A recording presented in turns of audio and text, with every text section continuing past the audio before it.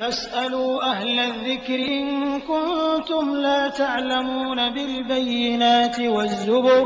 ভিতরে দোয়া কুনুত না পড়লে সালাত হবে কি? আপনার প্রশ্নটি গুরুত্বপূর্ণ। দোয়ায় কুনুত হচ্ছে আসলে মুস্তাহাব বা সুন্নাত জিনিস, ওয়াজিব নয়। হানাফি মাযহাবে ওয়াজিব বলা হয়েছে, কিন্তু ওয়াজিব বলার আসলে শক্তিশালী কোনো দলিল নেই। এই জন্য আসলে ওয়াজিব নয়, এটা সুন্নত। যদি আপনি ভিতরে দোয়ায় কুনুত পড়তে পারেন আলহামদুলিল্লাহ, কারণ একটা দোয়ার জায়গা। আর রমজান মাসে রাসূলুল্লাহ সাল্লাল্লাহু আলাইহি ওয়াসাল্লাম কুনুত পড়তেন, সেই জন্য আপনি রমজান মাসে পড়বেন কুনুতটা। অর্থাৎ রসুল 15 দিন পড়েছেন, বিশুদ্ধ হাদিস দ্বারা সাব্যস্ত হয়েছে। সারা বছর পড়েছেন এমন বিশুদ্ধ হাদিস দ্বারা প্রমাণিত হয়নি। মাঝে মধ্যে তিনি করেছেন, মাঝে মধ্যে ছাড়াটা এই জন্য সুন্নতের পর্যায়ে পড়ে। তো মাঝে মধ্যে এই জন্য দেখবেন মক্কাতে যখনই সলাৎ হয়, তারা একবার রমজান মাসে একদিন তারা এই ছেড়ে দেয়, কুনুত পড়া ছেড়ে দেয়, তো বোঝানোর জন্য যে এটা ফরজ ওয়াজিব নয়।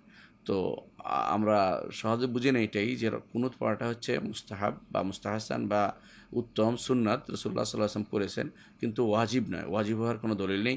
এই জন্য কুনুত আপনি করলেও আপনার ভিতর হবে, কুনুত না করলেও আপনার ভিতর আদায় হয়ে যাবে আলহামদুলিল্লাহ, কোনো সমস্যা নেই। আর কুনুতের জন্য ওই দোয়াটি, যে দুইটি দোয়া আছে, আল্লাহুম্মা ইন্না নাস্তাইনুকা, এটা আরেকটা হচ্ছে আল্লাহুম্মা হদিনি ফিমান হাদাইত, এই দুইটা ছাড়াও যদি না পারেন যে কোনো দোয়াই আপনি করতে পারবেন। আর এই দুটি দোয়ার ছাড়া সাথে অন্য দোয়াও আপনি করতে পারবেন, কোনো সমস্যা নেই।